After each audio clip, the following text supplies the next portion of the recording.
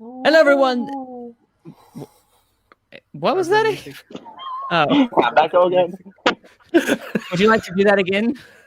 That was the music.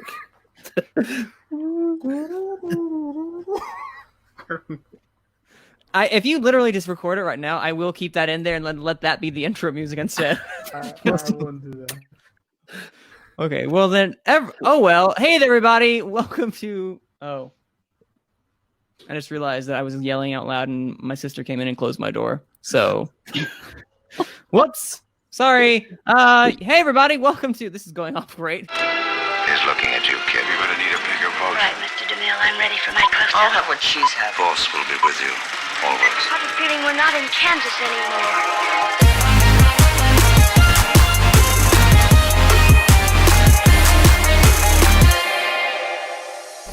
Hello, Mr. Bond. Welcome to the 50th anniversary of Gone with the Wind. That's right, the 50th episode. Have you come here to be entertained? Why, yes. And you shall be entertained. Welcome to the 50th episode of Gone with the Wind. Cue the music.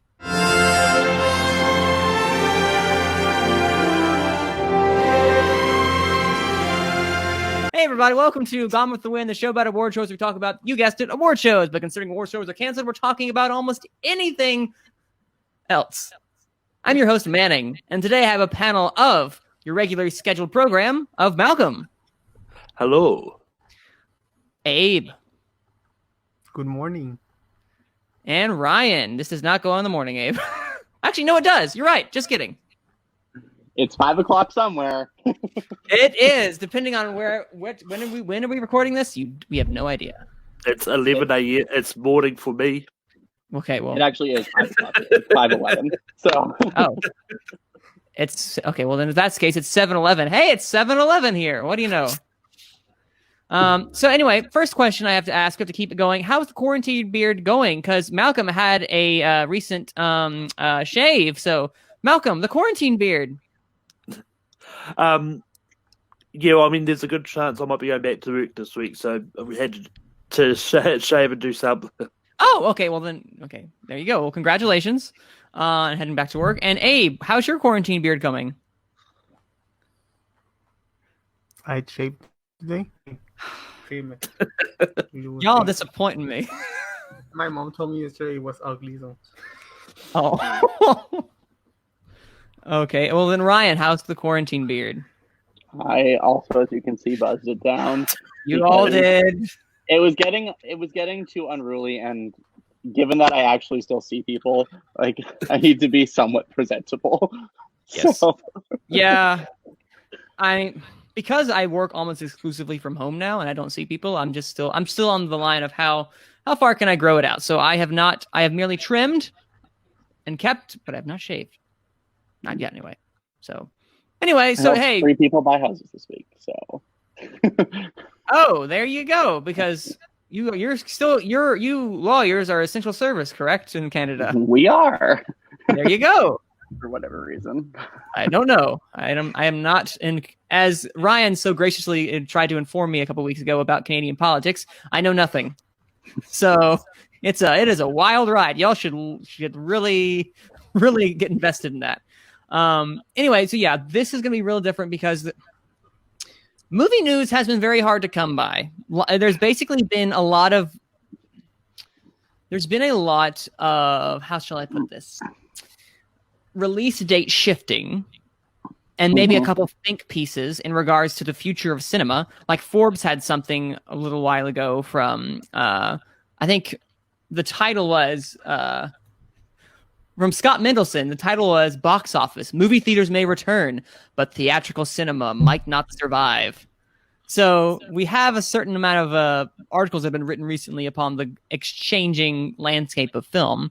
But we can kind of have a casual discussion about that later. But first, what I want us all to do, I want us to tell us what we have watched these past couple weeks from movies, TV shows, or in Ryan's case, C-SPAN equivalent of Canada, or Canada's C-SPAN equivalent.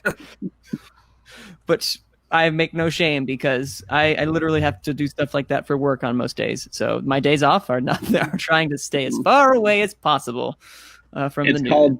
it's called CPAC, which means something very different in the United States.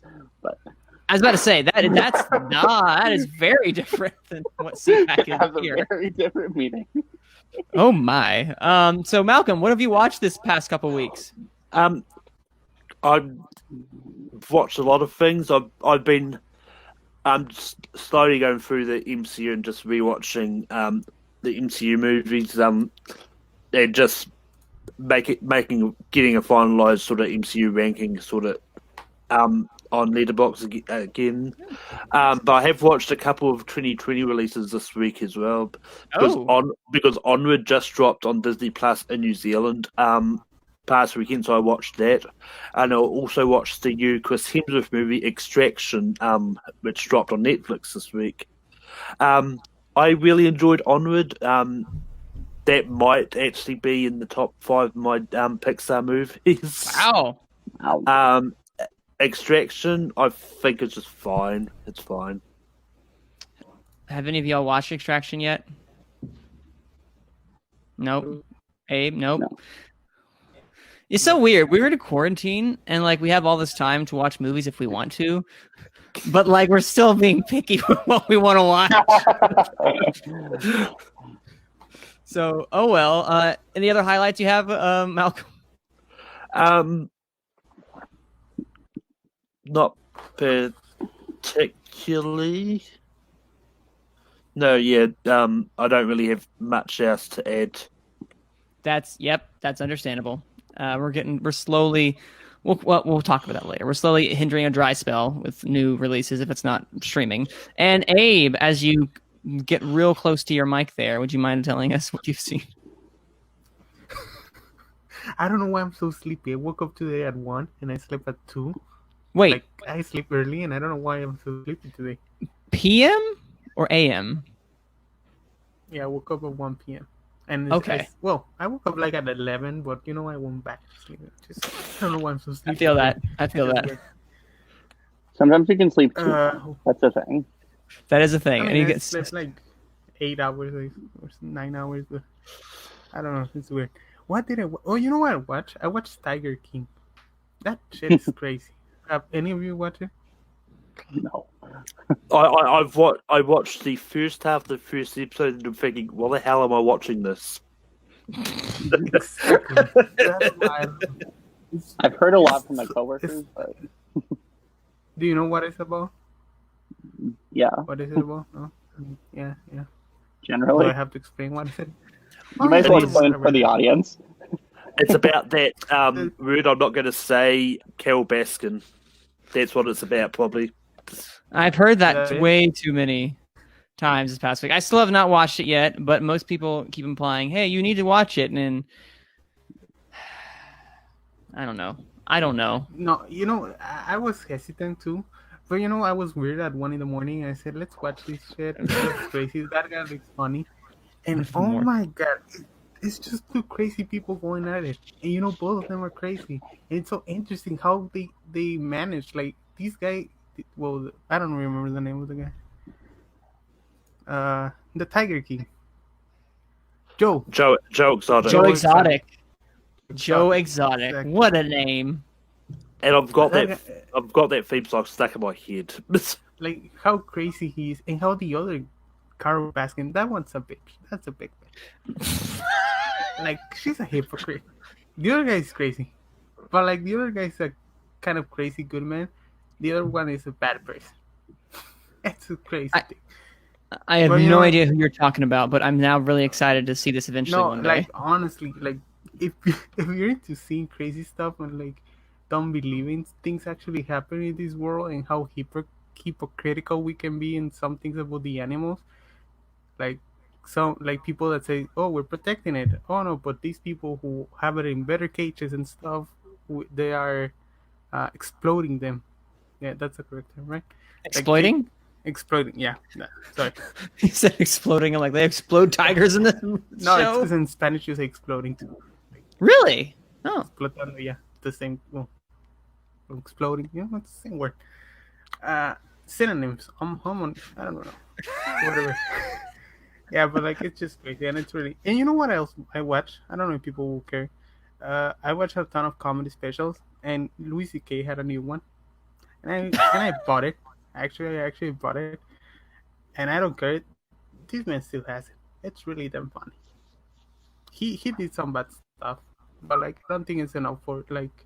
I think he should be punished, but I think he just got like involved in a wave of bad things that just make it worse.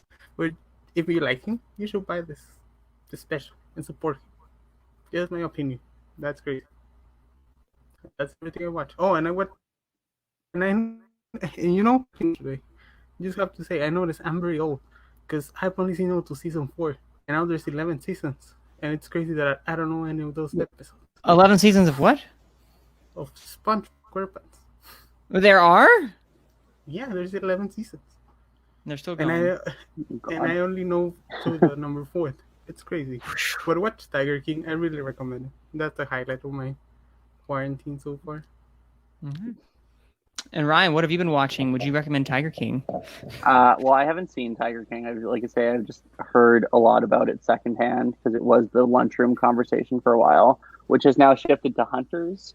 And then there's some other like weird like Netflix romance show that's apparently going to be the next. Is it Love is Blind? No, it's like Too Hot for Something. It's about a bunch of hot people that get pictures place and you're not allowed to like. Too hot to handle. I saw Yeah, it. too hot Yeah. And so that is the conversation that goes around the lunchroom table.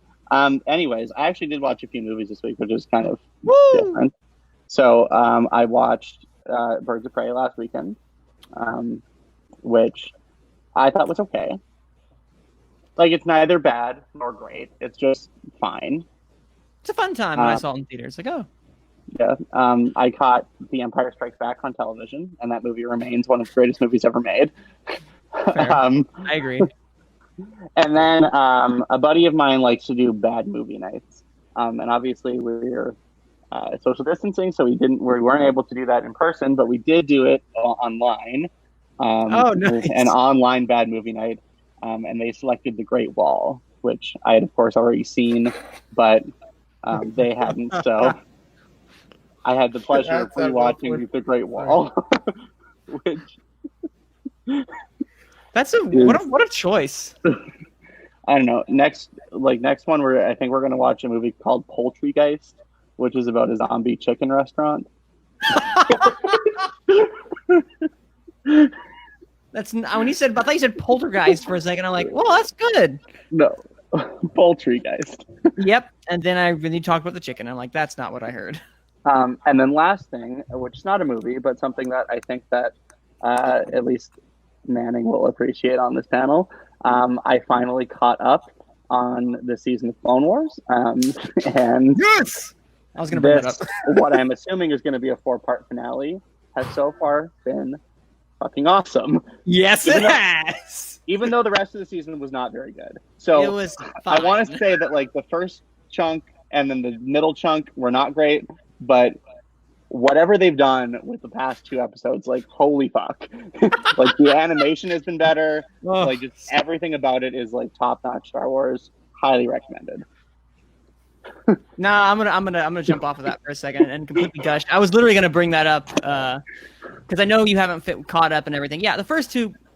I'm sorry, this is not a Star Wars show, but there's nothing else on, guys. Those first 2 arcs were fine. They were fine. They were enjoyable. Well, that middle one was meddling, to say the least. God, the sisters were really annoying. They had their moments at first, and then the episodes kept going on and on and on. They literally had one episode where they started. Spoiler alert, guys! They started in a prison cell. They ended in a prison cell. Nothing had been gained, and I was like, "Are you serious?" I wasted my Friday morning. That's what we call padding. Yeah, no, that did not work out. Even though I love Ahsoka to death, I love Ahsoka. Those last 2 episodes, they're so good. I cannot wait because I won't spoil it for those who have not seen it, but not only is the animation the best this show has ever been, obviously, they have a budget now and they actually know what they're doing. We have the technology to make it even better. It's just it's beautifully written, beautifully paced. The voice acting is phenomenal. It looks great, and that lightsaber fight. Spoiler alert! Wink, wink. That's why were we not? They mocapped, or the use as reference. I'm still not sure, but Ray Park and another stunt double or a stunt actor, stunt professional was in that. Was Ahsoka, and the two of them literally choreographed this, and you can tell there is a beautiful difference. It is the best lightsaber fight in all of Clone Wars, in my opinion, because of just how real it felt. Yeah, in Clone Wars, definitely. Yeah. I won't say in all of cinema, but just for Clone Wars, it is the best. Yeah. Well, not even in all of the animated one, but it was up there. Which one is it? The let me guess. It is the Savage Opress Maul and Sidious one, or is that not it? Huh? For Clone Wars, I should say. Oh, previous to this in Clone Wars? Yes. What was the best one? Yeah, that was probably the best one prior to this in Clone Wars. Because I can't. Yeah, because it was very, I don't know, different. It's weird to see four. Rebels had a couple great lightsaber fights, so. I'm trying to remember which one. But anyway, this is not Star Wars. This is not Star Wars podcast. But yeah, no, watch it. It's great. I love it. I watched it 3 times in one day, that last episode yesterday, because it was just so good. Yeah, but also for me, what I watched, I continued my James Bond marathon. And I'm on Sean Connery, and I have watched all of them save for, what is that one before that guy who came on for Majesty's Secret Service? George Lazenby. What is the one after George Lazenby that he comes back for and then leaves? Diamonds Are Forever. I've not seen that one yet. So everything prior to that, I have seen. Are you gonna watch And the official one?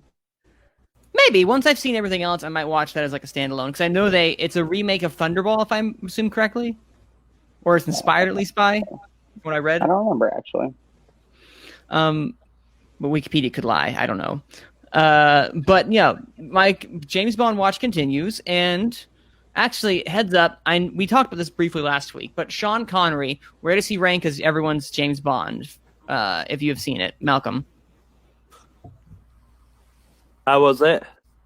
What is where does Sean Connery's performance of James Bond rank for you? And do you have a favorite of those movies that he's in? I mean, I really don't remember a lot of the Bond movies if I've seen them or not. Sean Connery is one of those ones which I don't remember which ones I've seen, which ones I haven't. So I can't honestly give an answer to that question. Okay, well then, Abe, what about you? You've seen them, right? I mean, I've seen 3. I've seen the Pierce Brosnan, the Daniel Craig, and 2 of Sean Connery. So out of the 3, Pierce Brosnan, I didn't like those movies. I watched it as a kid. I kind of watched them as a kid. I don't remember much of them. But it's Daniel Craig, Sean Connery, and Pierce Brosnan. Out of the 3 I've watched. All right. And so what about you, Ryan? Where does Connery rank in all your James Bond? He's like number 1, you said last time? No. Or 2? 2? No. He might be 2. He might be 3. The problem is, like, am I judging his movies or am I judging his performance? Let's say the entire era of like the actual the Sean Connery of movies. Yeah, Not so performance. like I prefer Dalton's movies to Connery's movies, so that's where I get into this kind of like I'm not sure what order I want to put them in, but I think that Connery was a better James Bond. So like I probably go Craig God. I'm just doing movies. Craig, Dalton, Connery, Brosnan, Moore.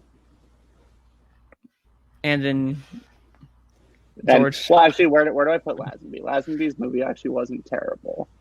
It I'll wasn't put Lazenby above Moore. Oof.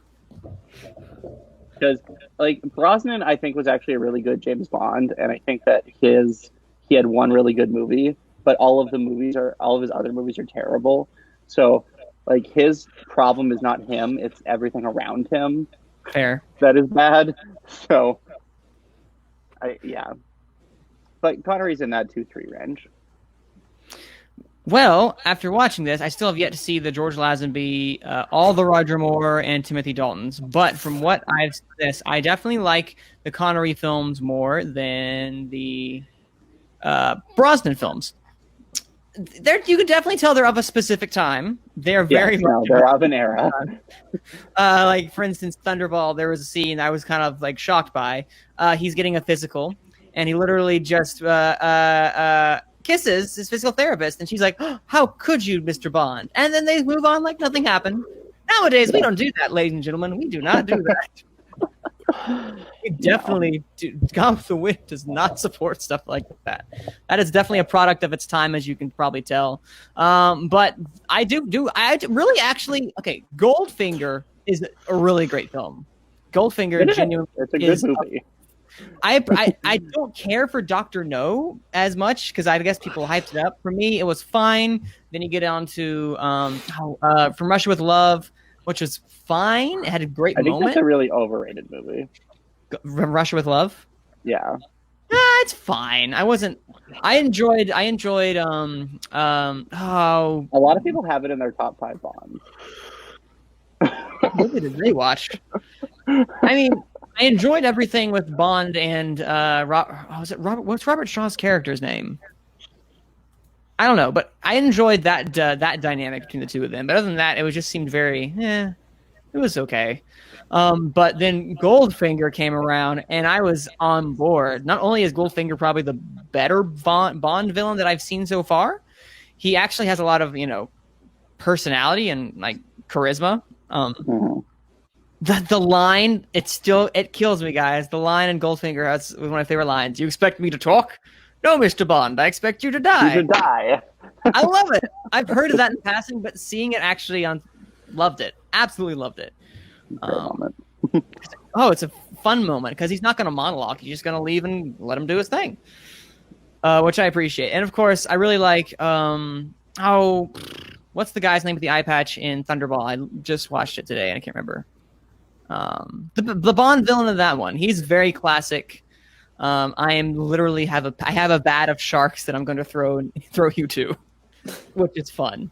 But overall, I love the gadgets. There is something that is very timeless about them in a sense, and stuff that is very dated as well too. But from seeing it as an objective standpoint as a film, they do some really interesting things as they get closer to the Goldfinger Thunderball era, where they actually try to take some risks with the camera. They do some actually cool action sequences.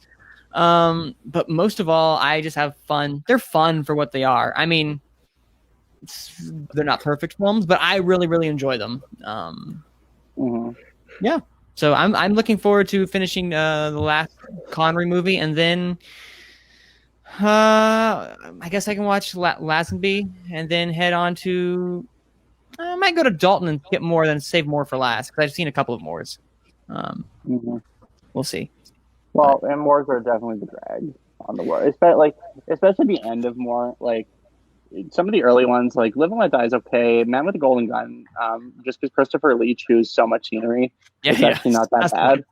But like Moonraker leaves a lot to be desired. Octopussy is not good, and then A View to a Kill is conceivably the worst Bond movie that ever did come out. So, I'm excited to see that one.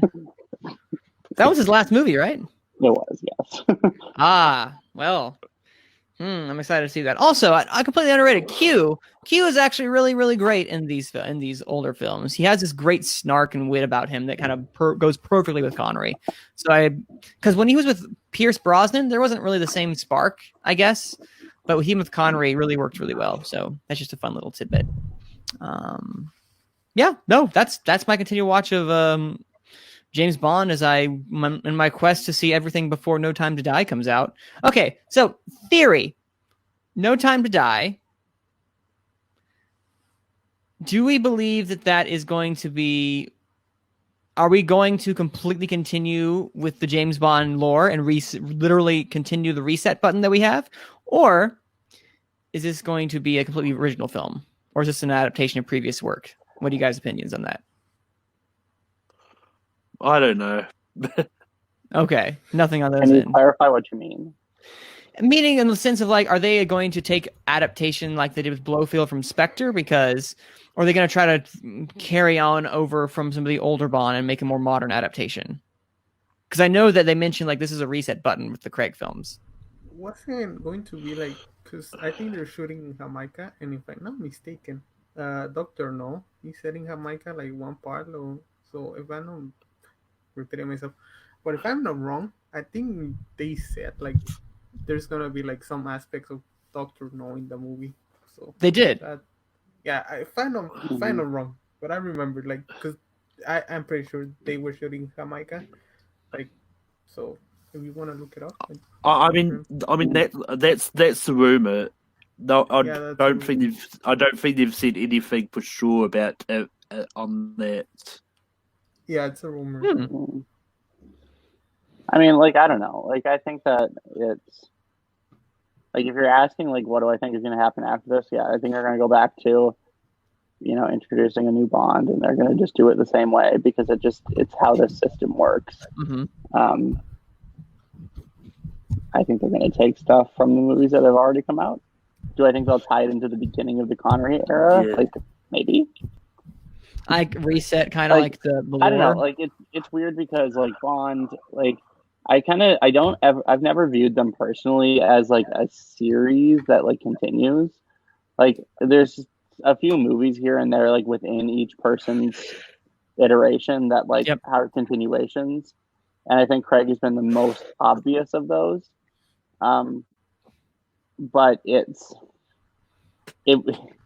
just with like the technology in these movies always like moves forward, right? It's always pressing forward. So if you're trying to say that we're setting like Craig is the beginning of James Bond and then he ties into Sean Connery, like it doesn't really make sense because if you're going back 50 years or like or 70 years or whatever it is now, it's like. Well, obviously, it's a time loop now. What I meant was more the sense of like, are they going to? Because I don't forgot who mentioned it, but they wanted Craig to be and correct me if I'm wrong, but Craig was meant to be this like because Casino Royale is officially like the first. That's when he becomes 007 in this new iteration. Yeah. So, but in theory, they could take elements and start to readapt them. Because if this is if Pierce Brosnan was officially the end of the old Bond and this new Bond type of came out with Craig, this could be kind of like a whole new chapter in what they could do, and they could repeat every 20 or 30 or 40 years. That's just a thought that I was thinking. Yeah, I mean, I don't know if they ever officially said that this is a reboot or not. That's what I was curious about. I think a lot of people are speculating it, but I don't know if this was meant to be a reboot. Just for the fact that they kept Judi Dench's M from the Casino Royale, then that confuses the timeline so much. Yeah. If it is supposed to be a reboot. I mean, what's supposed to happen is like Daniel Craig is not 007 at the beginning of the film, and that's Diana Lynch. I think that's her name. I don't remember. For No Time to Die? Yeah. Yes, I believe. Oh, Lynch is her last name. I know for that. Yeah, she is the new 007 since he retired, quote unquote. Again. Yeah. Yeah. I mean, I don't think that. I'm still convinced that Lashana Lynch's Bond is only going to be something that only happens in that movie. It's not going to be something that carries on. From the end. So a lot of people think, oh yeah, she's going to be the one that's going to carry the torch thing, but that's going to be too obvious if that happens.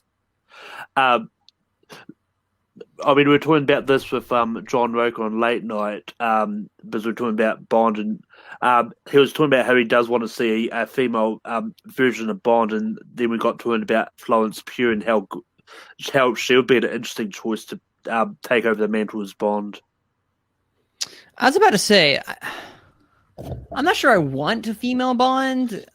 I would like them to do a female 007 because this is when you get into the weird and interesting of what makes Bond the Bond character. Is she become the womanizer? Is she the mananizer? Wait, what do you call that? Well, I mean, I don't know. See, yeah, that's where it gets to the weird thing. Like, and then you get to the idea of what makes Bond the Bond character. So I'm really curious to see if they could pull that off, or how they would do that. Because I have no idea who's coming after Craig. I have no idea what direction they're going toward continually, because I know No Time to Die had some issues going to production before this coronavirus stuff continues. So I'm just getting into Bond now. So I'm going to enjoy to see now where this journey comes from, and hopefully I can eventually see No Time to Die in theaters, because knock on wood, I can. We will all be able to see movies in theaters again at an eventual time. But I know that, I guess we can transition into this now. I know most people are extending stay-at-home orders. Some people are doing some soft openings here and there, and then most people are also going to be implying that those from the CDC or the WHO are saying we could possibly get a second wave, or it's more than likely, depending on how we deal with things going forward. So, technically speaking, we may not be seeing movie theaters reopen for a while. They could be in the dark, or they could have to try to do some certain social distancing measures. So, that's what I'm really curious about. What do you guys think along those ideas? What do you think literally for the future of cinema? And maybe it's not as dark as Scott Mendelson of Forbes was saying, where it could change the face forever, but in the sense of just like, do you think we're going to see a reopening of theaters anytime soon? I mean, I don't think we're going to see anything for the summer season, in all honesty. I mean, yeah, I don't think it's going to be as dark as what Scott is putting it. He seemed to go into the extreme worst case scenario. But I correct me if I'm wrong, but I think there is talks about Atlanta opening cinemas shortly.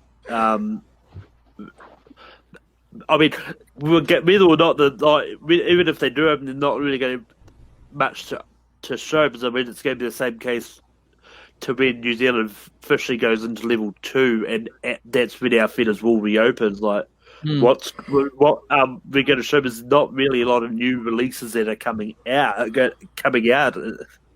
Yeah. Because things got pushed back. Because what I'm curious about is, because I know that China reopened their theaters for like a couple days or something, and then the government closed them right back down. So, which was hilarious. But when is it China doing China?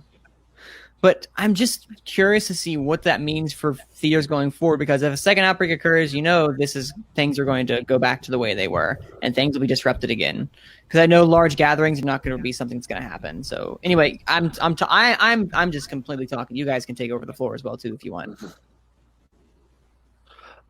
I mean, I think when theaters reopen, I think they're going to go slow. I think it's going to open with the way it was before they closed, and make it on half capacity theatres. I think that's probably going to be the major thing that's going to happen when and if they do reopen. What's going to be interesting is that I know for a fact not all theaters across the globe are going to be opening up at the same time. It depends on where you actually are, because I know Canada's actually no. At the rate at which we're going, America might open up their theaters first. Maybe they shouldn't, but in comparison to something like Canada, but it's all depending on where you are. In all honesty, yeah, and I mean it's like it sounds like in the States, a lot of the things is going to be state by state deciding, as opposed to Trump just deciding for everyone. Oh yeah, no, listen. That power. Well, this is getting into politics right now. The constitutional power to do that is very iffy. So this is why state control. Now we're getting to real politic talks about it here. But I'm a big proponent of states doing their thing. So Mr. Trump, please do not do that. Thank you. So that's my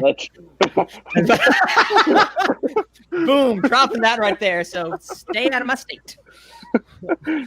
I won't even talk about Georgia's stuff, but they're doing their thing. That note, yeah, I think the biggest question for when things reopen is actually, and this is the thing that they're dealing with in Georgia right now, is that they're going to be reopening a lot of things in Georgia, but a lot of movie theaters, in addition to them not having anything to play, there's a concern that people aren't going to feel comfortable coming back. Yep. And there's a lot of different reasons for that. Some of them well-founded, and some of them really kind of atrocious in the way that they've been created. But my real worry is that when we decide to reopen things, that people just don't go out because they're still afraid or they're still, whatever the case is. So You're it's, right. it's a tough nut to crack. It is. Yeah.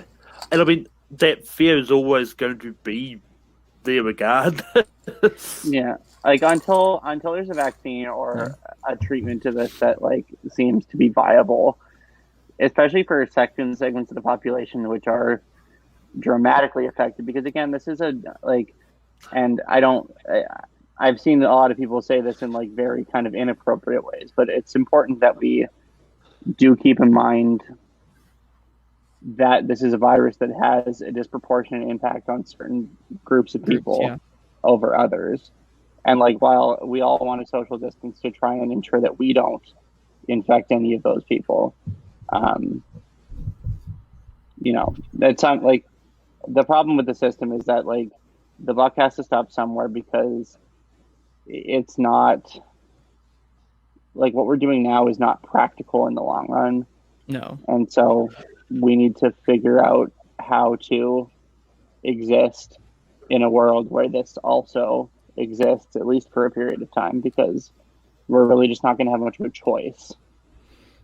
Yeah, because after a certain amount of time, it's not even just about theaters at this point.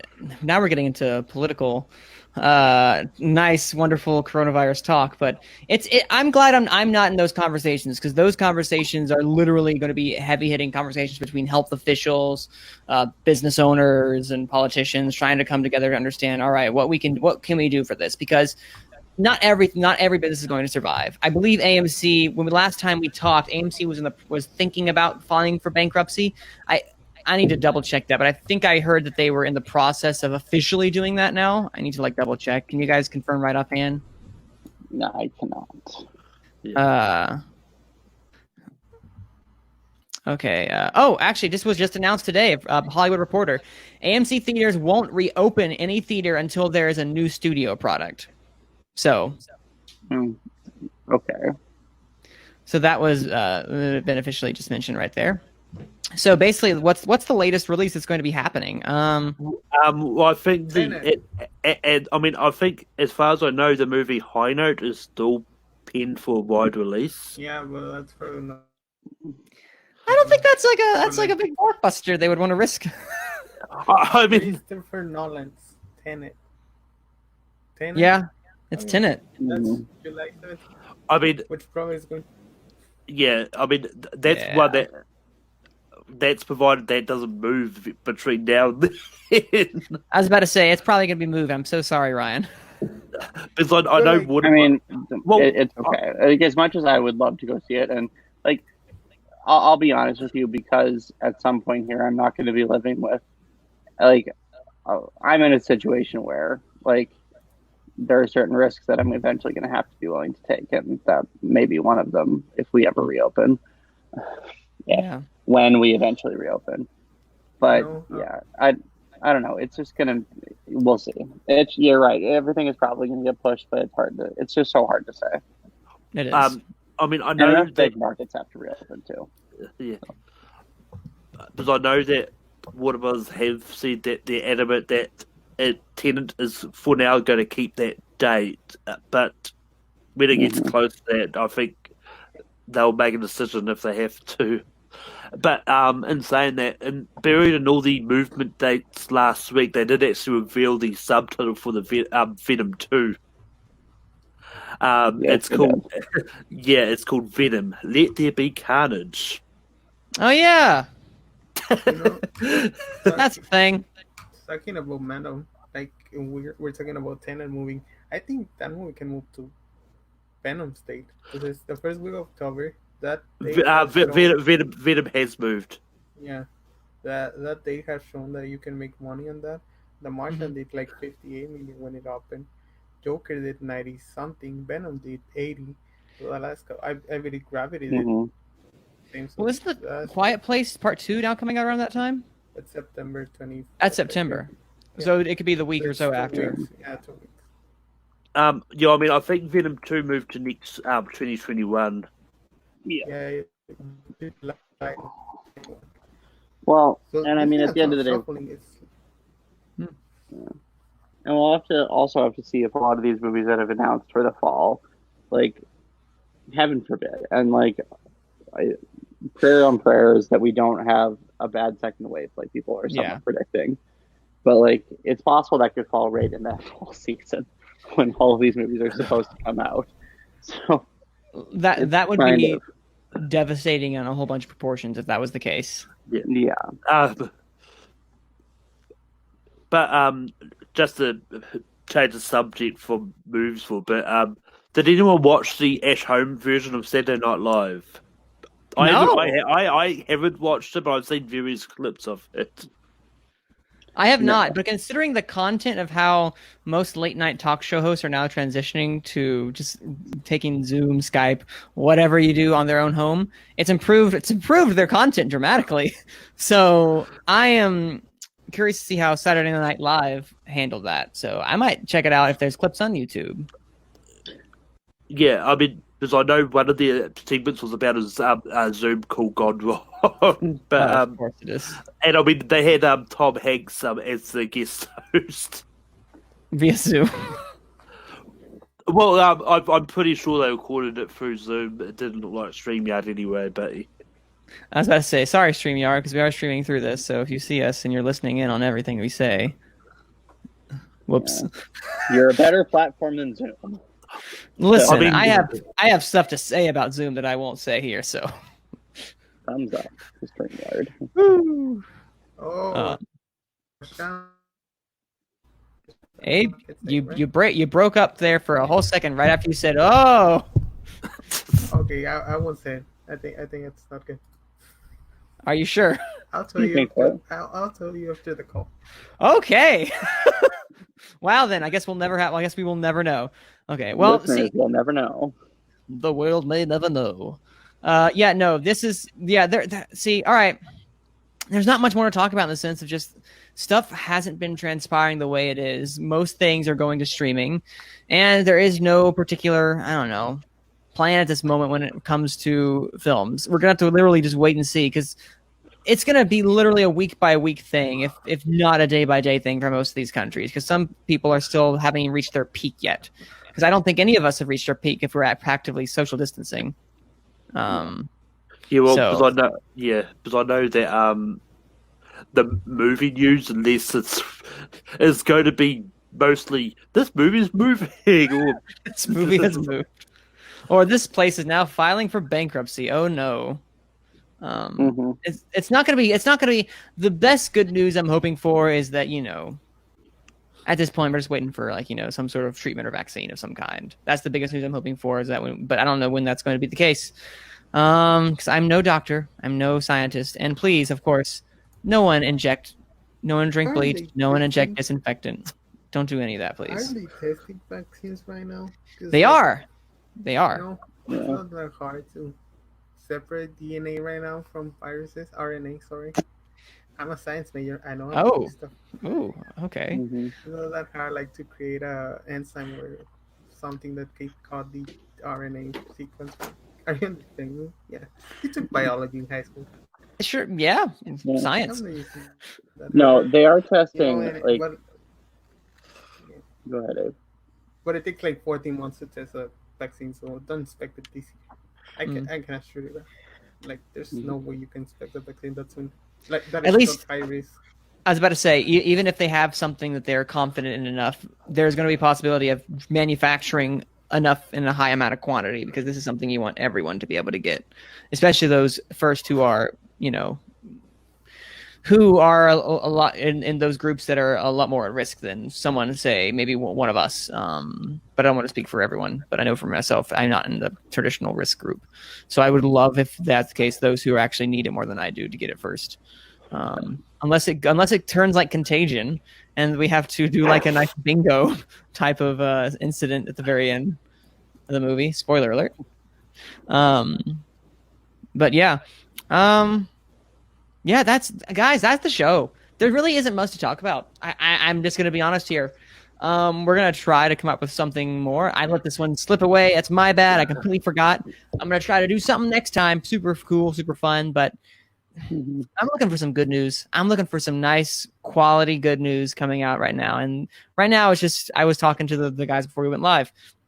I think it was, I think Ryan, you're the one that said that it's just kind of getting into a routine right now. Yep. It is this wonderful thing of just the cycle that is continuing until we're out of it.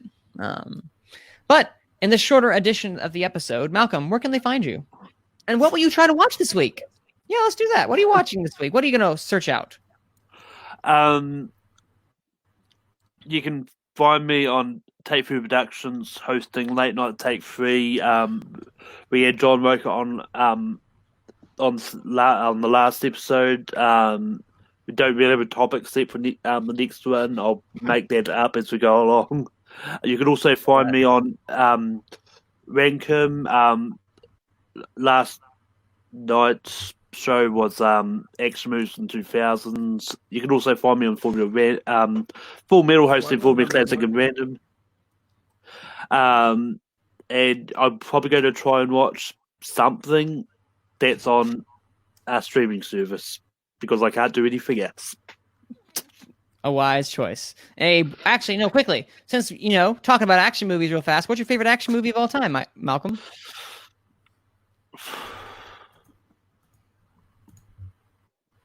I'm cruel, I know.